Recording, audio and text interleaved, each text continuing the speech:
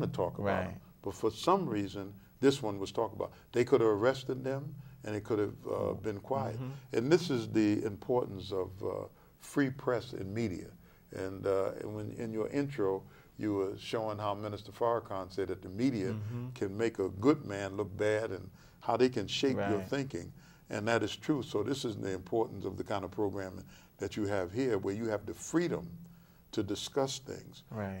It is the importance of Black Talk Radio. I don't know if you have one in Denver, but talk radio is important because many people don't take the time to read a newspaper. Right. But talk radio brings people up. And also talk radio and programs like this become the voice of the community.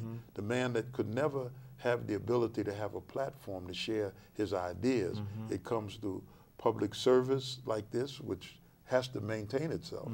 Because when you go to this, and I don't want to segue into this, but it's important because the same reason of what you brought up, where we can talk about these men who were apprehended and the kind of plans that they had. Right.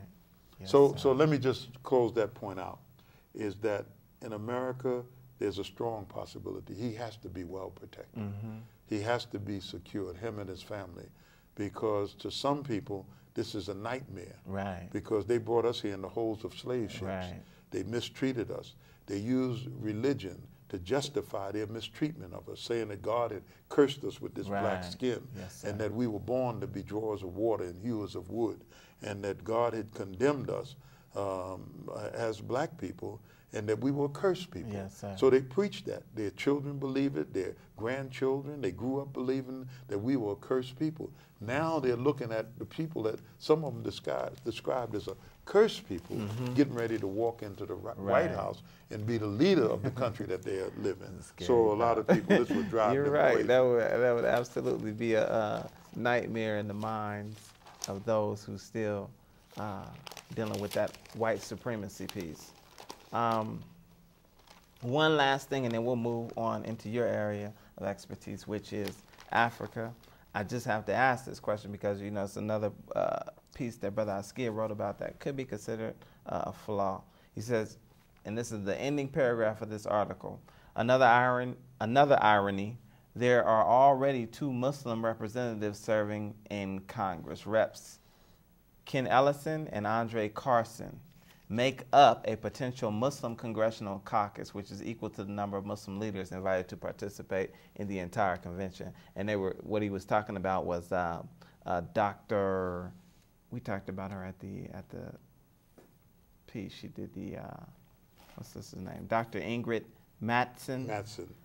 President of the Islamic Society of North America, and Imam Abdul Rahim Ali of Northeast Denver, brother here. The question I'm asking is, this is about, because the theme of this is One Nation, Americans coming together for change.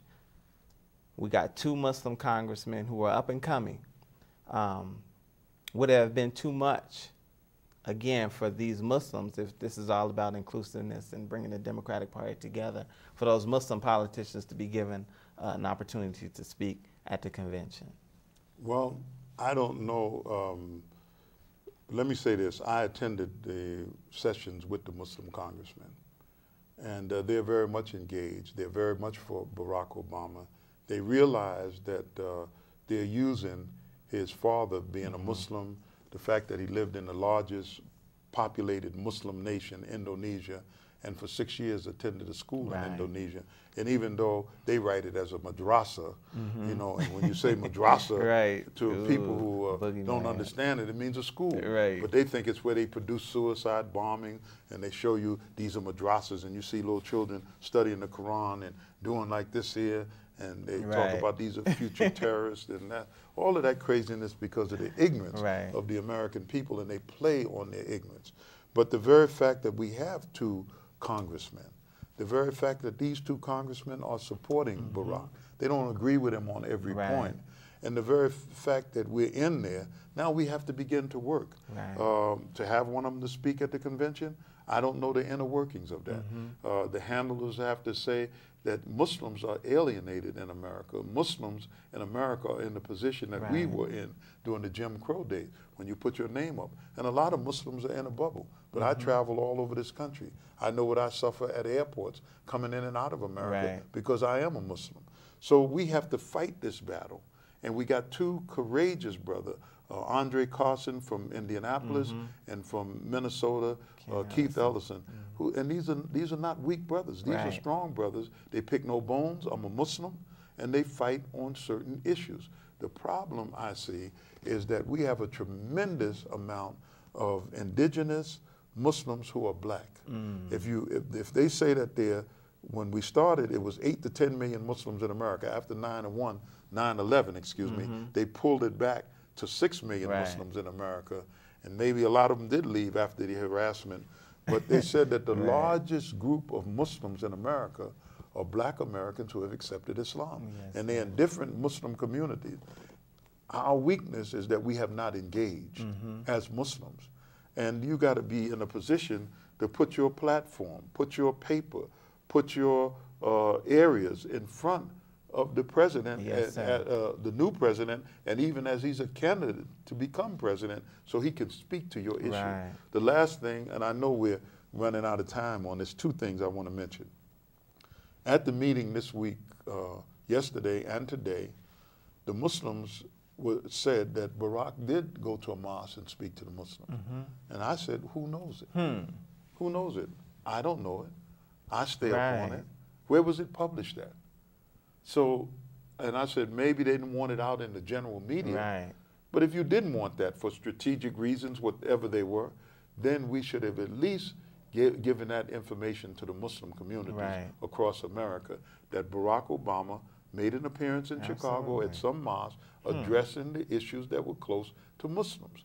And then when he goes into the White House, there's 4,000 positions immediately that have to be filled. 4,000. Because they're sweeping all of the Bush's people out of there. So they got to put people in those positions. Have you submitted your qualifications? Have you, as Muslim communities across America, made up papers with the background and resumes of people who may be able to fill some of these positions? So we have our homework. We can't just be on the side, you're not giving enough attention to the Muslims. You got to keep your iron in the fire. And you can't, because you get a couple of no's, it don't mean you take your marbles and go home. You got to be a big boy. I got to know that time, but I'm going to stay in the game. Yes, sir. Yes, sir. Beautiful. Now, we mentioned before, of course, your international experience and your connection to Africa. And you know Africa like no other brother that I know. So, in your opinion, and this is very important to me, what impact will it have on Africa and Africans throughout the diaspora if Barack is elected? Well,